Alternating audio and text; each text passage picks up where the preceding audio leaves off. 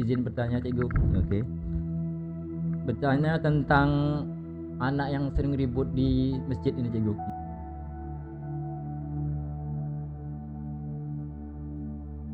Oh, abang memperhatikan doang. Kedengaran aja Cikgu. Oh, ya oke. Sehingga kan dengan bisingnya anak-anak itu kan terganggu kita jemaah ini khususannya Cikgu. Ya. Terus apa yang harus kita lakukan sebagai orang tua ataupun pengurus masjid Cikgu? Mohon penjelasan Cikgu. Oke. Ada cerita hakikat nih Bang tentang pertanyaan itu kan itu. Ada orang lagi sholat, ya kan gitu. Tiba-tiba ada orang lewat di depan dia, ya kan kayak gitu. Terus habis sholat orang ini bilang sama dia, kamu nggak sopan gitu. Dijawab sama orang yang lewat tadi. Dia siap sholat, dipanggil, kamu sini dulu. Kamu nggak sopan. Kenapa nggak sopan? Kok lewat depan orang sholat katanya. Ya kan kayak gitu. Dijawab sama orang yang lewat tadi, kamu lebih nggak sopan katanya. Kenapa katanya? Kok kamu bisa lihat saya sedangkan kamu sedang menghadap Allah? Paham nggak itu? Jadi sebenarnya kamu nggak menghadap Allah, kamu menghadap saya. Sehingga ketika saya lewat kamu nampak. Kamu nggak fokus hatimu kepada Allah, sehingga ketika saya lewat mengganggu kamu. Berarti kamu nggak khusyuk terhadap Allah. Sedangkan kamu tidak sholat. Makanya dibilang fawailul lil musallin alladzina hum an salatihim sahun. Kan? Celakalah orang-orang yang salat yang lalai dalam salatnya. Itu sebenarnya dalam hidup, di dalam salat wabil khusus, itu semua itu terdengar. Tugas kita jangan didengar. Kalau misalkan terdengar, kalau misalkan didengar, kita mengikuti yang terdengar, kan enggak itu? Contoh gini ya. Di sana misalnya, kita fokus nih. Ada suara. Itu kita nggak di sini itu. Kita ada di sana. Kok ada kuntilanak tuh? Kalau lagi sholat nih ya, itu suara ada, tapi kita fokus hati kita kepada Allah tuh. Karena kiblat kan dua, kiblat zahir menghadap Ka'bah, kiblat batin menghadap Allah. Kalau hati kita tersambung kepada Allah, itu hanya terdengar, nggak akan kita dengar. Yang menjadi masalah adalah ketika terdengar, kita fokus untuk mendengarkannya, sehingga itu mengganggu kita. Maka segala sesuatu yang terdengar olehmu wabil khusus di dalam sholat, jangan engkau mendengarnya ketika terdengar. Maka kamu fokuskan kembali. Makanya ada di dalam rukun qalbi itu dua kan. Satu niat, dua tertib. Tertib itu apa? Kalau secara bahasa mendahulukan yang awal, mengakhiri yang akhir. Secara hakikat adalah hati itu kan ada dua tuh. Hati adalah menertibkan ketika pikiranmu terdengar, pikiranmu terfikir terhadap sesuatu, kamu tertibkan, jangan engkau berfikir. Ketika telingamu terdengar, jangan engkau mendengar gitu. Jadi hati ini gini, ketika contoh anak-anak bising, jangan dengar itu, kamu sedang hadap Allah. Diingatin, itu tertib namanya. Secara hakikat tuh, sholat hakikat, ya kan? Paham nggak Bang? Itu yang pertama dulu. Yang kedua, contoh misalkan kita nih cikgu kan orang awam, mungkin belum mampu melakukan itu. Pakai cara. Makanya ada orang contoh si Galbi bilang, kok bisa cikgu itu pas waktunya? Ya saya pakai cara, bukan pakai kecepatan cahaya gitu ya. Pakai cara. Jadi kalau mau cepat diukur, ukur itu dengan pengalaman. Contoh jarak tempuh dari sini ke sini itu fisika juga dimainin ya. Contoh kalau ke Barelang jam segini, kalau pulang jam segini, udah diukur tuh. Habis itu di hari-hari kita coba dulu pergi, akhirnya kita tulis lah ya. Contoh misalkan contoh misal gini nih, udah tahu anak-anak bising. Kita nih pengurus. Pengurus tuh kerjanya apa? Mengurus kan. Jadi segala sesuatu, contoh kita yang mengurusi. Contoh misalkan orang yang bekerja di mall berarti mengurus mall. Makanya contoh ada cleaning service di dalamnya, ada customer service di dalamnya. Ketika ada orang yang perlu informasi, maka ke informasi. Kalau contoh ada lantai yang kotor, maka kerja dia adalah membersihkan lantainya. Kenapa? Karena yang bekerja di mall adalah mengurusi mall. Dan dia dibayar oleh perusahaan yang namanya mall tadi. Yang mengurus masjid itu Allah yang bayar. Jadi kerjamu mengurusi masjid, bukan menjadi masjid itu menjadi hak milikmu, bukan. Karena masjid itu judulnya kamu bilang rumah Allah kan. Berarti rumah Allah. Jadi siapapun hamba Allah yang datang situ tuh boleh. Mau anak kecil, mau orang tua, mau anak muda yang nggak pernah sholat misalnya, itu boleh. Kenapa? Itu rumah Allah, bukan rumah bapakmu. Ya kan kayak gitu. Paham nggak? Jadi mengurusi. Jadi pengurus tuh rapat nih. Evaluasi gitu. Contoh malam pertama ini anak-anak bising. Balik sholat, berarti ini lu pengurus tuh. Itu kan yang apanya pemimpinnya, takmir ya. Ya kan? Amirnya kan pemimpin. Kita tadi itu kayaknya anak-anak bising. Kita di sini banyak orang awam. Apa yang perlu kita lakukan? Ya kan kayak gitu. Datanglah contoh misalkan humasnya bilang, kayak mana kira-kira kalau ada satu orang yang nggak sholat, kita ini menertibkan anak-anak sholat. Oke, ditunjuklah siapa yang jadi menertibkan anak sholat. Ditulis malam ini. Malam Senin Pak Junaidi, dia mengurus menertibkan anak. Malam Selasa Bang Hidayan, malam Rabu Bang Indra misalnya. Dia memang ngurus-ngurus anak-anak itu. Dia tak perlu sholat tarawih, pahala tarawihnya dapat. Ya kan gitu. Terus sudah contoh ketika malam kedua diuruslah sama abang misalnya. Aman nih. Malam ketiga nggak aman, Bang Indra yang ngurus misalnya.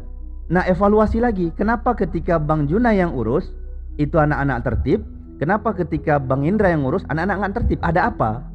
Paham nggak itu? Itu jawabannya pasti Bang Indra belum mencoba mendekati anak-anak itu.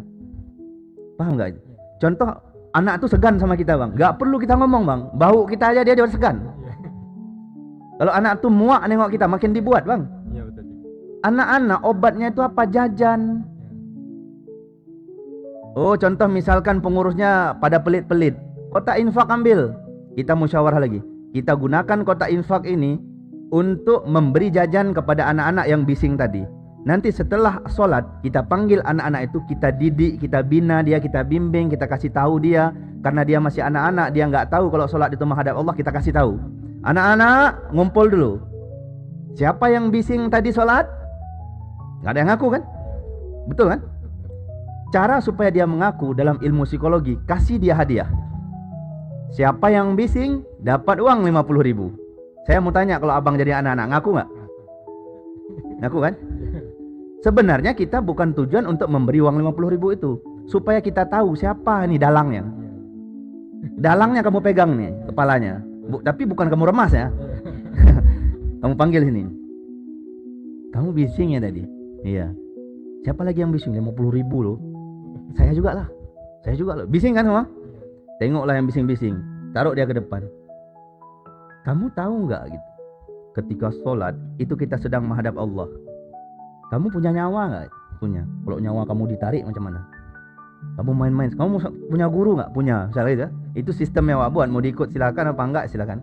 Kamu punya guru nggak? Punya. Kalau guru ketika kamu sekolah dia lagi ngobrol, kamu berani nggak main-main? Enggak Ustadz.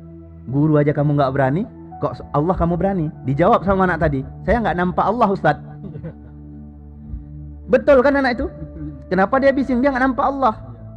Kalau yang nampak Allah nggak akan bising. Maka kalau ada bapak-bapak yang bising lagi sholat, itu nggak nampak dia Allahnya. Bisingnya di dalam hati gitu. Tak suka sama kawan sebelah, tapi pura-pura baik. Dia nggak tahu Allah mengetahui segala isi hati. Innallaha alimun bidzatis sudur. Allah mengetahui segala isi di dalam dadamu, apalagi yang di luarmu. Ya kan gitu. Jadi dipanggil pengurus tuh kan. Contoh misalkan di situ saya harap mudah-mudahan ada yang kaya. Kalau miskin semua impak aja lah. Itu aja kan gitu. Nah, contoh berapa lah ya? Kalau awak kira ya, itu anak-anak awak kira di situ tuh saya buatlah 100 orang. 2000 kali 100 berapa? Ya? 200. Berapa? 2000 kali 100. 200 kali 30 malam 6 juta. 6 juta. Berapa kakak yang ada di perumahan itu? Berapa kakak coba? Patungan aja. Kalau misalkan ada orang kaya, biar saya yang tanggung tuh untuk janda-janda anak-anak. Bisa diatur ya anak-anak. Anak-anak berkawan tahu nggak? Habis sholat sini, nggak usah pulang dulu pak, jangan makan bubur dulu gitu loh. Duduk lu situ kan pengurus, dibayar sama Allah gitu loh. Tapi ego yang dipakai terus. Duduk. Anak-anak kan, anak-anak sini dulu gitu. Saya ada cerita kancil misalnya. Nanti anak-anak itu bilang, enak di sana. Bapak tuh cerita kancil, habis itu kasih permen. Habis cerita kancil. Pada suatu hari kancil sedang pergi ke pasar misalnya kan gitu. Ya kan gitu. Tiba-tiba kancil memakan timun Pak Tani kan gitu misalnya. Pandai lah hidup ini. Ya kan gitu. Udah selesai nih. Siapa yang bisa jawab? Siapa kancil? Kancil tuh kerja gini kan gitu. Senang anak itu kan. Nah, ini jajan. Tiba-tiba kamu nak beli apa? Nak beli somai pak. Nanti kawan nih bapak. Tapi ingat besok jangan bising lah. Ya. Tos dulu. Besok nggak bising dia bang. Cuman apa yang terjadi? Mohon maaf, bukan awak nyalahkan. Pengurus masjid merasa masjid itu rumah dia. Jadi kalau ada orang-orang baru, akan aku yang bangun di sini, tahu nggak? Jangan kau bilang tu rumah Allah, rumah bapakmu yang kau buat di atas. Contoh nama bapakmu Tunku Abdurrahman, Tunku Abdurrahman di atas, jangan Allah. Jadi siapapun yang solat sini, Tunku Abdurrahman Akbar gitu. Ya kan? Contoh misalkan pengurus segala macam, ya digaji sama Allah, tenang aja, ada bayarannya, luar biasa bayarannya, tapi nggak nampak. Maka habis itu kumpul kan. Okey, yang bimbing anak-anak siapa? Harus punya jiwa dia. Karena Rasulullah itu yang dia buat. Kenapa Rasulullah itu, contoh misalkan ada binatang buas saja nggak lari jumpa Rasulullah. Kenapa? Karena laqad kana lakum fi Rasulillahi uswatun hasanah. Karena Rasulullah itu punya suri tauladan yang baik. Ramah dia. Dia tidak membedakan, oh ini polisi, ini anak-anak, sama semua dia buat. Anak-anak dimuliakan, presiden dimuliakan, gubernur dimuliakan. Kalau kita enggak, pas lewat pula bapak gubernur dah pula. Anak-anak bising kali kau.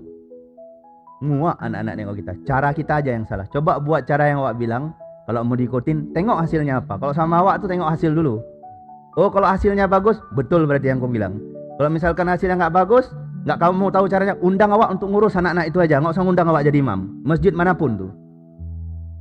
Masjid manapun, kalau contoh abang punya, biar awak datang. Izinkan saya yang mengurus anak-anak yang di masjid bising ini. Kalau misalkan tidak berhasil, saya bayar 2 juta. Kalau berhasil bayar berapa? Kan hidup gitu. Banyak yang nak dibangun. Masa ketika kita nggak berhasil ya kasih yang, kalau berhasil kali 10 boleh nggak? 20 pak. Lumayan kan, dapat 20 juta. Dua masjid 40. 3 60. Kalikan aja. Siapa tahu kan lebaran ini dapat awak 200 juta. Bisa awak kasih THR, ni THR, ni THR, ni THR, ni THR, ni THR. Oh, mohon maaf nih, awak udah punya rencana nih. Nanti setelah sholat Id itu dah awak siapin tuh THR tuh anak-anak itu. Yang dimana awak diundang si sholat. Anak-anak ngumpul ini. Makanya di mana-mana kalau sekarang, mohon maaf ya, bukan untuk apa-apa, karena yang kita buat itu yang kita dapat. Mau pergi masjid kampung pinggir, Ustaz Zulqadri dari jauh. Gara-gara uang 2.000. Nanti nong sasi mau Om M terserahlah dia. Om gitu aja udah. Ya kan kayak gitu. Ini enggak apa panggil aku. Aku Ustaz tau enggak? Alah Ustaz. Macam mulia kali kamu.